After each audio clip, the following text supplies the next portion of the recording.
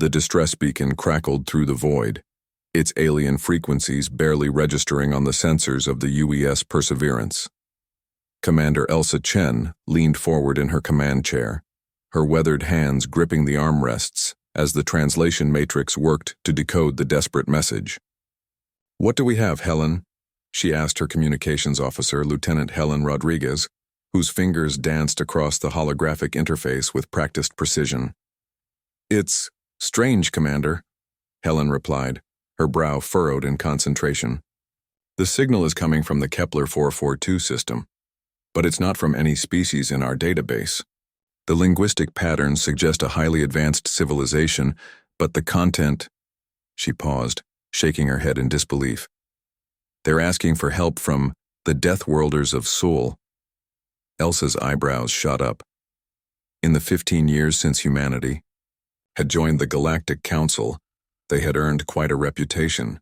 While most species evolved on peaceful garden worlds with stable climates and gentle ecosystems, humans came from Earth, a planet the galaxy had classified as a Class 3 death world. The fact that anything intelligent had evolved there was considered a statistical impossibility by most xenobiologists. "Play the message," Elsa commanded. The bridge speakers filled with a melodic, almost musical voice that the translation matrix rendered in standard Terran. "To the humans of the Sol system, we are the ethereal collective of Kepler 442b. We have monitored your species since your first venture beyond your home system, and we know of your unique capabilities. We require assistance that only beings from a death world might provide."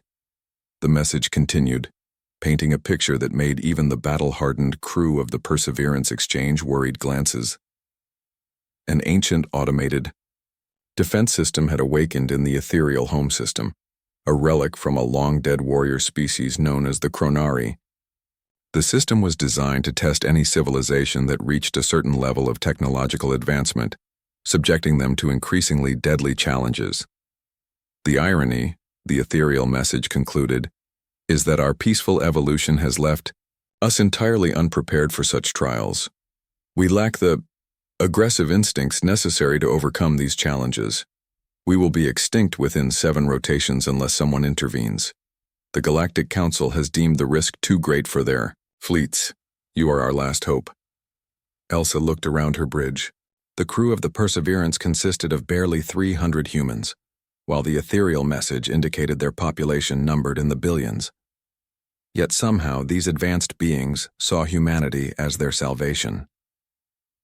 "Helm, set course for Kepler 442, Elsa ordered. "Maximum burn, and send word to Fleet Command. Request immediate deployment of Battle Groups 7 and 12. "Commander," Helen interjected carefully, "the Galactic Council specifically advised against intervention. The Chronari systems are designed to scale their difficulty based on the technological level of the challengers. If we show up with a full battle fleet, then we'll face exactly what we're designed to face," Elsa finished grimly. "Have you ever wondered, Lieutenant, why every other species in the galaxy calls us Deathworlders with a mixture of awe and terror? It's not just because Earth tried to kill us every day for millions of years. It's because we survived, and more than that, we thrived. The journey to Kepler 442 took 18 days at maximum burn, but they weren't alone for long. True to Elsa's request, Battle Group 7 and 12 met them at the edge of the system, along with something unexpected, a massive ethereal vessel that dwarfed even humanity's largest dreadnoughts. "Incoming transmission from the ethereal ship," Helen reported. The view screen flickered to life, revealing beings that looked like living crystal formations, their surfaces refracting light in impossible patterns. The lead ethereal's voice resonated with harmonics that the translation matrix struggled to convey. "Commander Chen, I am Resonance of Truth, prime speaker for our collective. We cannot adequately express our gratitude for your response. Save. The thanks for after we've actually helped," Elsa replied pragmatically. "What exactly are we dealing with?" Resonance of Truth gestured, and the view screen filled with tactical data. The Chronari system consisted of 12 separate challenges, each more deadly than the last. The ethereals had barely survived the first 3, automated hunter-killers, gravitational anomaly navigation, and a test involving exposure to lethal radiation levels that would have been merely uncomfortable to humans. The fourth challenge awaits, Resonance of Truth explained.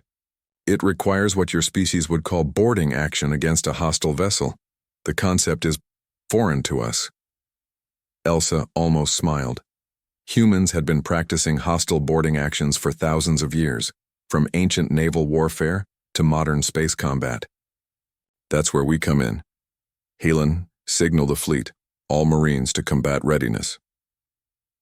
What followed was a masterclass in human adaptability and controlled aggression. The Chronari challenges, designed to test a species' worthiness for advancement, had never encountered anything quite like humanity.